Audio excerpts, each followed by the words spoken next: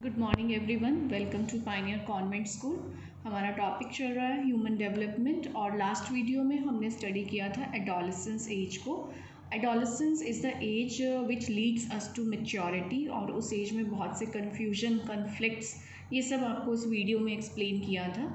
तो एडोलेसेंस से रिलेटेड कौन कौन से मेजर कंसर्न्स हैं, मीन्स मेजर प्रॉब्लम्स हैं जो अराइज होती हैं, वो हम इस वीडियो में स्टडी करेंगे। और ये जो इश्यूज़ हैं, ये जो प्रॉब्लम है, ये एडोलेसेंस एज में ही होती हैं, ये चाइल्डहुड एज में या एडल्टहुड एज में ये नहीं होती हैं, क्योंकि एडल्टहुड एज में हम मेच्योरिटी को गेन कर लेते हैं और चाइल्डहुड में हमें मेच्योरिटी स्टार्ट ही नहीं होती है। तो ये जो स्टार्टअप होता है, वहाँ पे जो इश्यूज़, कन्फ्लिक्ट अराइज होते हैं, उसका मेन रीज़न होता है हमारा peer pressure. Now peer pressure क्यों होता है? बिकॉज हम सबसे ज़्यादा इम्पॉर्टेंस अपने पीयर को देते हैं, अपने फ्रेंड्स को देते हैं कि वो हमारे बारे में क्या सोच रहे हैं, उनको हम कैसे हैप्पी करें या उनका अप्रूवल कैसे गेन करें, उनसे प्रेज़ कैसे गेन करें, उनके साथ हम अपनी एक बिलोंगिंगनेस डेवलप करना चाहते हैं, उनके जैसा दिखना चाहते हैं। तो ये जो पीयर प्रेशर होता है, ये कई बार नेगेटिव होता है और कई बार पॉजिटिव भी हो जाता है। नेगेटिव तब होता है जब हम उस पीयर प्रेशर को हैंडल नहीं कर पाते हैं, हम इवैल्यूएट नहीं कर पाते हैं कि हमारे ऊपर जो प्रेशर डेवलप हो रहा है कि वो सही है या गलत है। तो कई बार हम उनके रॉन्ग एक्ट्स में भी इन्वॉल्व हो जाते हैं, तो वो इफ़ेक्ट क्या हुआ, उसका रिज़ल्ट क्या हुआ, नेगेटिव। लेकिन ये पॉजिटिव भी होता है अगर हमारी अपब्रिंगिंग करेक्ट है, हमारे पेरेंट्स के जो बिहेवियर रहा हमारे साथ वो बहुत कोऑपरेटिव, सपोर्टिव रहा, हमारे पेरेंट्स ने हमें सही और गलत को चूज़ करना सिखाया है, उन्होंने सही वैल्यूज़ हमारे अंदर डेवलप की हैं, तो हम उस रॉन्ग पीयर ग्रुप को छोड़ के एक राइट पीयर ग्रुप को चूज़ कर लेते हैं। तो उसका इवैल्यूएशन अगर हम करेक्ट करें कि सही और गलत क्या हो रहा है, तो हम उसके अकॉर्डिंग अपना पीयर ग्रुप चेंज भी कर सकते हैं। बट वो होता तभी है जब हमारा अपने पेरेंट्स के साथ बिहेवियर, कम्युनिकेशन स्किल बहुत सपोर्टिव हो, जब हम अपने पेरेंट्स के साथ अपनी प्रॉब्लम शेयर कर सकें और हम अपने पेरेंट्स की सजेशन को अडॉप्ट करें, तो हम उसके पॉजिटिव साइड में भी जा सकते हैं। तो जो मेनली कंसर्न्स, इश्यूज़ अराइज होते हैं, वो होते हैं पीयर प्रेशर की वजह से। और इसी पीयर प्रेशर की वजह से कभी कभी हम क्या करते हैं कि हम गलत चीज़ों की तरफ भी चले जाते हैं। जैसे हम अपना डिसीजन ठीक से नहीं ले पाते हैं regarding smoking, drugs, alcohol, rules break करना एट्सेट्रा। हम अपने पीयर ग्रुप में अपने आप को हीरोइक, अपने आप को एक बहुत डोमिनेंट फिगर दिखाने के लिए इन सब गलत कामों में भी पड़ जाते हैं कई बार। तो ये मेजर कंसर्न्स हैं जो कि एडोलेसेंस एज में क्रिएट होते हैं। एंड जब हम इन सब कामों से निकलते हुए एक ऐसे बिहेवियर में चले जाते हैं जो कि सोशली अनएक्सेप्टेबल हो, तो उसे हम कहते हैं स्टेज ऑफ डेलिंक्वेंसी। डेलिंक्वेंसी होता है वो बिहेवियर करना जिसे सोसाइटी एक्सेप्ट नहीं करती है, जो लॉ के अगेंस्ट हो, लीगल अफेंस हो। फॉर एग्जांपल क्रिमिनल एक्ट करना, जैसे कि हमें पता है कि किसी के घर में चोरी अगर हम करेंगे तो उसे सोसाइटी और लॉ और पेरेंट्स तीनों ही अप्रूव नहीं करेंगे। जब हम फिर भी उनके अगेंस्ट जाके काम कर रहे हैं, लॉ के अगेंस्ट, सोसाइटी के अगेंस्ट, तो means we are in the way of delinquency. और इसके एग्जाम्पल होते हैं, दो एग्जाम्पल है यहाँ पे। ट्रुएंसी, ट्रुएंसी होता है जैसे स्कूल से बंक मारना, स्कूल का कह के कहीं और चले जाना, पेरेंट्स से छुपाना, स्टीलिंग, चोरी करना, और ऐसे बहुत सारे एक्ट्स होते हैं जो डेलिंक्वेंसी के अंदर आते हैं। और ये सब क्यों होते हैं? क्यों हम ड्रग्स में पड़ जाते हैं? क्यों हम नेगेटिव पीयर ग्रुप में चले जाते हैं? क्यों ट्रुएंसी और स्टीलिंग में जा रहे हैं? क्यों हम सोशली अनएक्सेप्टेबल बिहेवियर कर रहे हैं? क्योंकि हमें कहीं ना कहीं शायद पेरेंटल सपोर्ट जिनका कम रहता है, जो पेरेंट्स अपने बच्चों को अंडरस्टैंड नहीं कर पाते हैं, जो पेरेंट्स कम्युनिकेट नहीं कर पाते हैं अपने बच्चों के साथ और उनके अंदर एक करेक्ट मोरल वैल्यूज़ डेवलप नहीं कर पाते हैं, ये वहाँ क्रिएट होता है। या फिर जिनके घरों में इनएप्रोप्रिएट डिसिप्लिन होता है। एक होता है एप्रोप्रिएट डिसिप्लिन, सही तरीके से बच्चे को डिसिप्लिन सिखाना। एक दूसरा होता है इनएप्रोप्रिएट डिसिप्लिन। आपने देखा होगा कि बहुत सारे बच्चों की फैमिली में पेरेंट्स उन्हें जब किसी काम से रोकना चाहते हैं तो वो एक बहुत नेगेटिव डिसिप्लिन में रोकते हैं, जैसे कि बच्चे को अब्यूज़ कर देना या बच्चे को मारना, पीटना। जिनके घरों में ऐसा एटमॉस्फेयर होता है तो उस बच्चे को लगता है कि अब्यूज़िंग करना बहुत नॉर्मल है, किसी को मार देना, किसी को पीटना इज़ वेरी नॉर्मल। तो वो फिर गलत ग्रुप में जाते हैं, फिर वो राइट एंड रॉन्ग को एवेल्यूएट ही नहीं कर पाते हैं, तो फिर वो नेगेटिव पीयर ग्रुप में भी चले जाते हैं। और डेलिंक्वेंसी क्यों होता है, क्योंकि हमें लगता है कि अगर हम कोई ऐसा काम करेंगे तो हम अपने ग्रुप में हमें इम्पोर्टेंस मिलेगी, हम हीरोइक हो जाएंगे। और ये हमारे अंदर कहाँ से आती है ये फीलिंग कि गलत काम करना हीरोइक है? क्योंकि आजकल का जो मीडिया है वो जो आपको दिखा रहा है, जो आजकल की फिल्म्स हैं जिसमें दिखाते हैं कि अगर 2 बाइक्स पे खड़े होके आप आ रहे हो तो आप बहुत हीरोइक हो, आप बहुत ब्रेव हो, स्मार्ट हो। तो कुछ गलत आइडियोलॉजी डेवलप हो जाती है ऐसी फिल्म से, ऐसे मीडिया से। तो हमें लगता है कि हम भी ऐसे काम करेंगे तो हमें हमारे पीयर से अटेंशन मिलेगा, इम्पॉर्टेंस मिलेगा, हम ज़्यादा अच्छे से उस ग्रुप के साथ बिलोंग कर पाएंगे।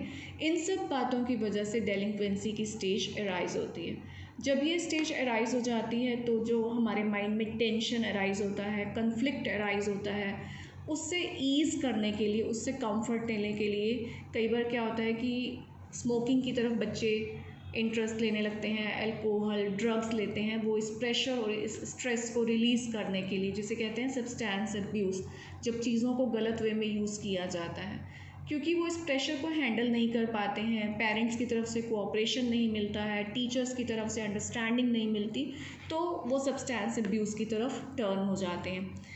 और कैसा प्रेशर होता है स्कूल से, जैसे टीचर्स का प्रेशर हो गया मार्क्स के लिए, पेरेंट्स का प्रेशर होता है कि अच्छे मार्क्स लेकर आओ, वर्क करो, जॉब करोगे, पैसा कमाना है, लाइफ सेटल करना है। इस एज के इन प्रेशर्स को जब वो हैंडल नहीं कर पाते हैं तो वो सब्सटेंस अब्यूज़ में जाएंगे। और जब ये अब्यूज़ मतलब कि लाइक ड्रग्स, अल्कोहल, स्मोकिंग गलत तरीके से लेना, बहुत ज़्यादा क्वांटिटी में लेना, तो डेफिनेटली इन सब का जो इफ़ेक्ट आएगा वो उनके फिजियोलॉजी पर भी आएगा, जिससे कि उनका जो बिहेवियर है वो बहुत इम्पल्सिव हो जाता है, बहुत मतलब इरेशनल हो जाता है। वो समझ नहीं पाते किस सिचुएशन में कैसे रिएक्ट करना है या रिस्पॉन्ड करना है।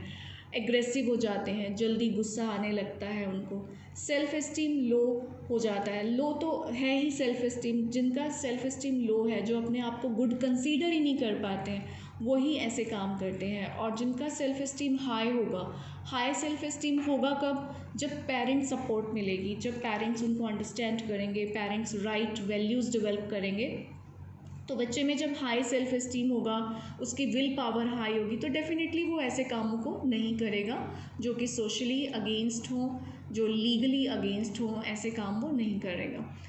डिप्रेसिव हो जाते हैं बच्चे इस सिचुएशन में आके, क्योंकि अंदर से उनको पता होता है कि हम जो भी कर रहे हैं, अगर हम सोशली अनएक्सेप्टेबल बिहेवियर कर रहे हैं, लीगल ऑफेंस कर रहे हैं, क्रिमिनल एक्ट कर रहे हैं, या फिर हम अल्कोहल एंड ड्रग्स ले रहे हैं, तो ऐसे बच्चे को अंदर से पता होता है कि ये सब गलत है, ये करेक्ट नहीं है, तो वो डिप्रेशन में भी चले जाते हैं। तो ड्रग्स, अल्कोहल, डिप्रेशन, इन सबको हैंडल करने के लिए दो हमारे पास societies हैं. One society is there for theatre and education program. This is in New Delhi. Second है United Nations International Drug Control Programme. ये दोनों प्रोग्राम ड्रग्स एडिक्शन को स्टॉप करने में, कंट्रोल करने में, गाइडेंस, काउंसलिंग देने में बच्चों की बहुत हेल्प करते हैं। थर्ड मेजर कंसर्न है एडोलेसेंस एज का, ईटिंग डिसऑर्डर। दो तरीके के ईटिंग डिसऑर्डर हैं, एनोरेक्सिया एंड बुलिमिया। एनोरेक्सिया होता है जब स्टारवेशन स्टार्ट करते हैं, मींस भूखे रहना।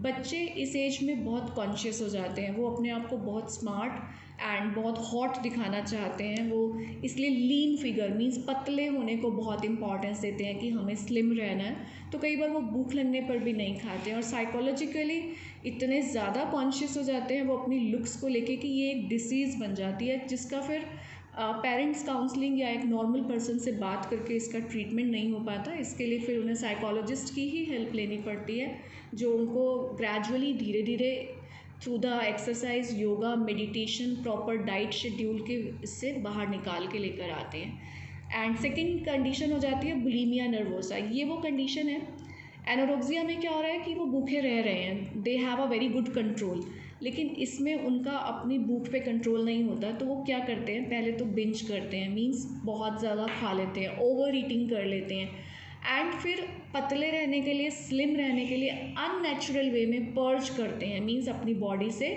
उस खाने को बाहर निकालते हैं। तो दो तरीके हो गए बाहर निकालने के, वन इज़ द वॉमिटिंग करना, ज़बरदस्ती वॉमिटिंग करना, एंड सेकेंड हो गया कि लेग्जेटिव्स लेके, मेडिसिन लेके अपनी बॉडी से उस वेस्ट को बाहर निकालना।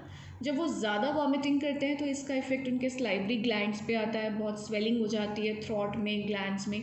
और जब वो बहुत ज़्यादा लेग्जेटिव लेके इसको अपनी बॉडी से आउट करते हैं तो न्यूट्रिशंस एब्जॉर्ब नहीं हो पाते हैं उस फूड के, तो एक तरीके से दोनों ही सिचुएशन में वीकनेस डेवलप हो जाती है और बॉडी बिल्कुल स्केलेटन जैसी हो जाती है।